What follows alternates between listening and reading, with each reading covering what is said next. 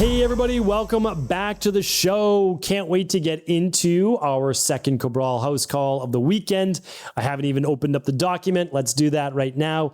As I always say, my team just does such an amazing job at putting together all of your questions that have come in from stevencabral.com/askcabral and just putting them in the order that they are received.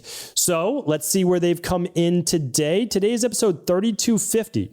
So the questions from today started on November 15th, and we are on December 29th. So that's actually remarkable. I can't tell you the last time that we've caught up to about 6 weeks. Usually it is about a 10 to 12 week period before your question is read live. So we've been keep on keeping on, and I guess you've been asking a few less questions, but there's only a 6 week queue right now. And I know I can see, obviously there's tons more questions to come, but I love being able to answer your questions. Typically it's about a 10 week to 12 week period of time, maybe a little less because of all the holidays. People are waiting for the new year to work on those health-based goals, and that's okay. So on the weekend edition of the show, we answer all things wellness, weight loss, weight gain, anti-aging, high performance health. So let's dive right into the show. All right, first question, as I said, if you want to read along, you can go to stevencabral.com/3250. All right, first question is from Anonymous. Anonymous says, "Hi, Dr. C. Listening to you daily and love all you do." Thank you, Anonymous. Trying to navigate some hormonal and aging changes, specifically hair thinning. I've experienced some thinning of the hair over the last years, but I'm really seeing it thin out over the past 6 months. I'm in my early 50s on your estrogen support, as well as taking hormone replacement therapy prescribed by my gynecologist. I always have been fairly healthy through the years, always exercise daily, having brought it down some since I felt too inflamed and the cortisol buildup, had gained some weight, followed your program of a 7-day detox for the first time in May and a second time in September, have been taking your MedEvolve and lost the 10 pounds I needed to lose. I got good sleep, work daily, not really too stressed in life, want your input. Okay, yeah, happy to help. So, and without a doubt, we can dial this in very easily for you. So I think just give you my disclaimer before we start. Can't provide any medical advice, medical treatments, medical cures, and medical diagnosis. That's not our job. Our job is to work with nature. Our job is to find the underlying root cause as to why people have these health issues in the first place. Okay, so it looks like you're doing amazing, right? You did the 7-day detox in May and September. Great. You're doing MedEvolve. MedEvolve is our fat loss based program, as the AM and the PM based formula, clinically validated by 25 different studies on all of those ingredients. So no hype. It does what it does. We actually changed the name so there'd be even less hype. So that's what, we are not a marketing based company. We are a let's help people company. That's really what it's all about. So you lost the 10 pounds. So you're doing well. All right, here's the last part. We need to run one lab. It's called the stress, mood, and metabolism test. That's the one. So let's find out what is going on with your thyroid, which can lead to hair loss. Let's find out with your estrogen levels, which can lead to hair loss. Let's find out if your testosterone levels are too high, which can lead to hair loss. Or if your cortisol levels are too high, that can lead to hair loss. So that's the lab that we need to run. So if we run it, I think that'll be great. Just make sure, so run the big 5 if you can. But if you're not, then just use the daily foundational protocol, level 2, okay? It's because we need to make sure you're getting all your vitamins and minerals and all the good stuff in. Add the advanced collagen support. That'll be great. Add your vitamin D, and that's the essentials, right? Those are the essentials for the hair, okay? But now let's figure out what's going on with the hormones. So please do run the stress, mood, and metabolism test. You can find that at stevencabral.com/shop. That just sends you over to Equilife, all right? And that'll be helpful. And then we'll know if it's a thyroid, an estrogen, a testosterone, or a cortisol issue. Okay, this is by Al. Al says, "Hello, Dr. Rawl. I have a lot of trust in your opinion and would like to ask you about magnesium L-Threonate. I've been reading about its benefits regarding cognitive function, Alzheimer's, as well as improving sleep quality. Is this form of magnesium better for the above mentioned? Are you considering creating another product like that? My second question is about acne. My partner has deep acne, not inflamed, just tiny hard bumps on the temples and forehead.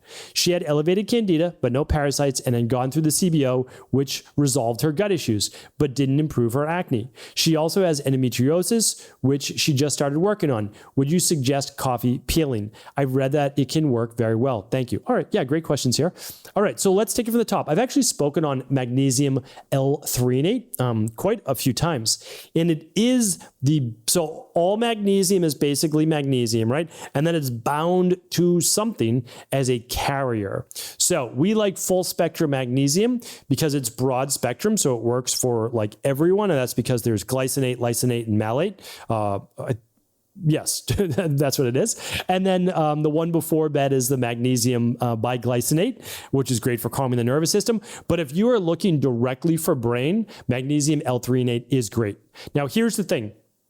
The ones that I just mentioned, full spectrum magnesium and calming magnesium, they work for the whole body.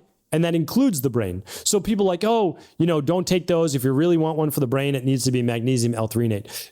That's actually not true. So the brain is connected to the whole body through the nervous system, and magnesium is utilized by the whole body. So specifically, though, when you look at threonate attached to magnesium, there are then other factors for the brain. And yes, it is great for, now again, Alzheimer's. The only thing that magnesium is not the only issue as to why people get Alzheimer's, right? So I don't want to say like, oh, this is going to be preventative for Alzheimer's. I'm not saying that. But yes, it is great for the brain. So no doubt about it. If you wanted to do this, add magnesium L-Threonate to your other forms of magnesium, which are then better for the whole body. That could be a great plan. No issues with that whatsoever. Will Equilife create a magnesium L-Threonate? Only if there's enough ask for it. If there is, then maybe we will. But you can find a great one through other great brands as well. And remember, I'm a big advocate of functional medicine-based brands that say GMP on the bottle and that do third-party testing and that they're able to show that COA as well, just to make sure there's no metals. Obviously, you don't want metals in your magnesium or any bacteria, yeast, mold, etc. So hopefully that's helpful. And there's a lot of great functional medicine companies out there. All right. Good question. Did I get, oh no. And then coffee peeling. Yeah. So, what's coffee peeling? Well, essentially using coffee as an exfoliating scrub. So some people, you can actually get it as a soap. A bunch of years back, my wife made these soaps and they had coffee grinds in them. It's just coffee grinds or grounds, however you like to say it, that you use it, but it's very abrasive. So you wouldn't want to use it all the time. It was definitely going to turn your skin red for most people. And it's not the only thing that you can use, but the caffeine can actually be then great for the skin in ways as well. So every once in a while, yeah, I would have no issue with that. But again, that I'm always looking for the root cause. So in her case, your girlfriend's case, she worked on the gut, which is great. I think you said it was your girlfriend. I apologize if you didn't say that. But the endometriosis, I would now, believe it or not, I would run the same lab I just mentioned to Anonymous before. And that was the stress mood and metabolism test to see what's going on potentially with estrogen dominance, with imbalanced blood sugar levels, and maybe elevated testosterone and cortisol, and low vitamin D. So definitely check those out. I've got lots of shows on endometriosis as well. All right. Anonymous, there's another Anonymous. Hello, Dr. Brawl. I'm an IHP2. I have a 28-year-old female client with autoimmune issues on SSRIs, which are called selective serotonin reuptake inhibitors, typically used for depression, thyroid medication, and Zyrtec. Zyrtec is typically used for allergies. Let's see. She completed a 21-day detox and then moved on to the CBO protocol. For people who don't know what these things are, the detox is our functional medicine detox. It is the best way to basically hit the health reset button on your health. It's guaranteed to work overall for hormones and inflammation and sleep and digestion and bloating and all those things. It's a starting place, right? That's where you start. It's not the finishing place. And it works really well. It works great for weight loss as well. That's at stephencabral.com/detox. And then the CBO protocol is to rebalance your gut health, bloating, gas, digestive-based issues. And that is at stephencabral.com/CBO. And of course, if you go to stephencabral.com/shop, you can just search for everything. All right.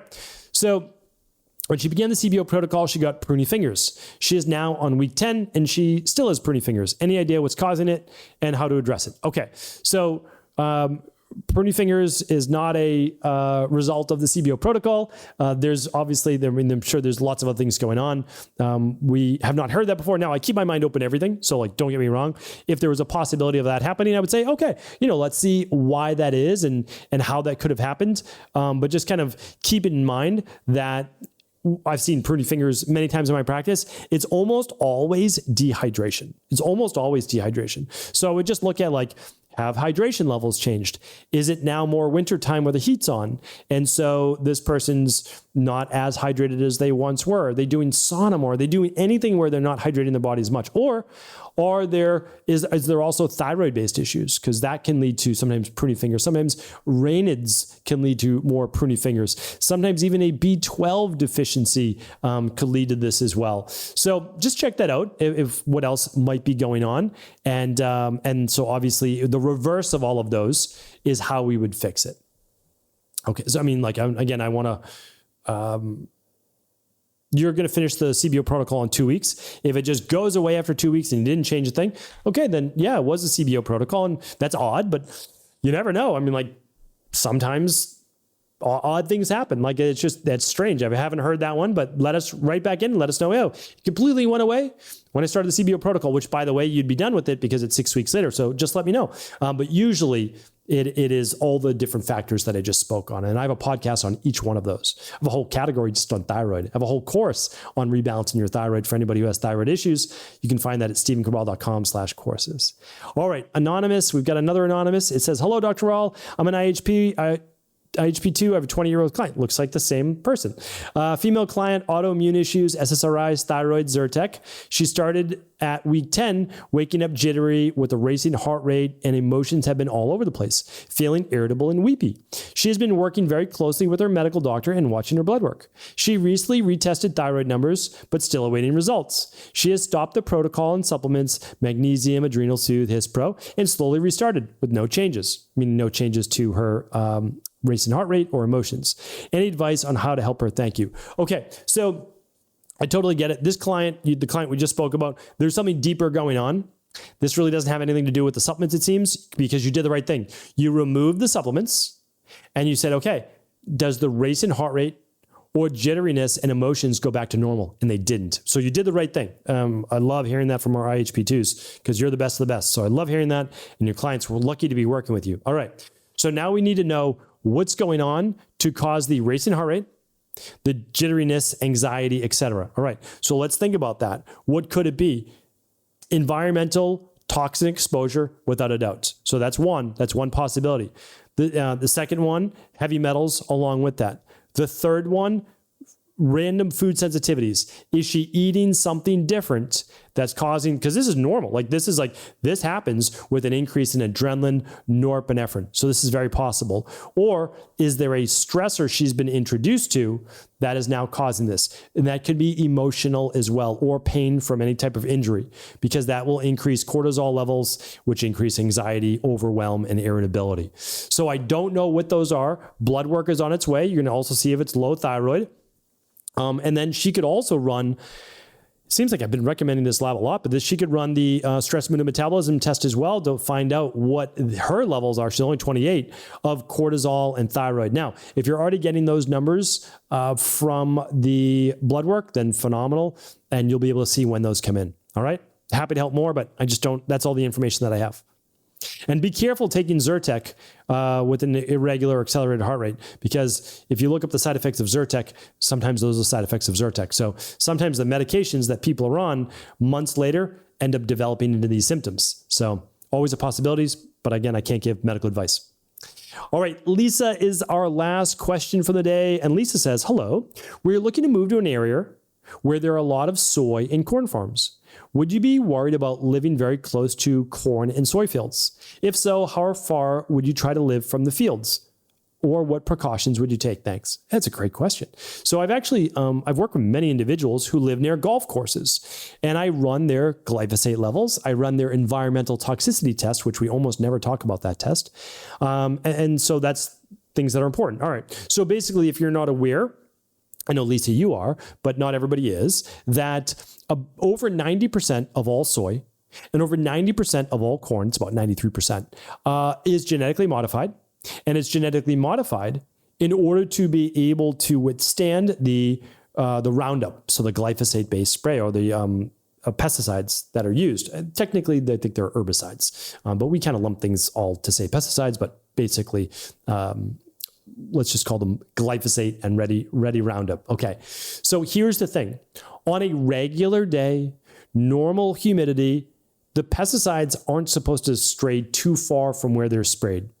25 feet, 100 yards maximum, but on a windy day, they can travel miles. So what I've looked at in my research is about 1 mile, for the most part, is the safe zone to be away. So is it likely that it travels across the street? Yes, like without a doubt. And that's been easily measured because, unfortunately, neighboring farms, a certain company that many of you know, has sued neighboring farms for using their seeds when they weren't licensed to. When the farm didn't use their seeds, they just blew over. So we know that the wind can take them. Okay, so if it were me, I would try to live a mile or more away. Obviously, the further away, the safer. But that seems to be That seems to be the safe zone right there. And that's what I would do. And then obviously, if you live closer, you want to keep the windows closed. You want to keep the air filters going in your home, and you do your best to avoid as much exposure as possible on spray days, right? Especially on the days where they spray, which isn't every day typically, right? It's not every day. So hopefully that was helpful. And those are my initial precautions. I say the same around golf courses as well. And the only nice thing about golf courses is usually they're tree lined, not always. And so a lot of those sprays from the pesticide stay low and they get knocked out by the trees, but it can on a windy day. And also they don't have small planes hovering against the fields and spraying everything as well. So it's much lower on golf courses than on than these big soy farms and corn farms. All right, everybody, thank you for tuning into the Cabral Concept. I appreciate you as a listener. Of course, I'm going to be back tomorrow with a brand new Mindset and Motivation Monday. Take care. Thanks so much for tuning into today's show. Before you go, don't forget to hit that subscribe button. I want to make sure that you're getting our daily content, not missing out on anything functional medicine, wellness, weight gain, weight loss, anti-aging, living longer, stronger, and all of the most cutting-edge research. And if there's any topics you want to hear, feel free to leave them in the comments below. Take care.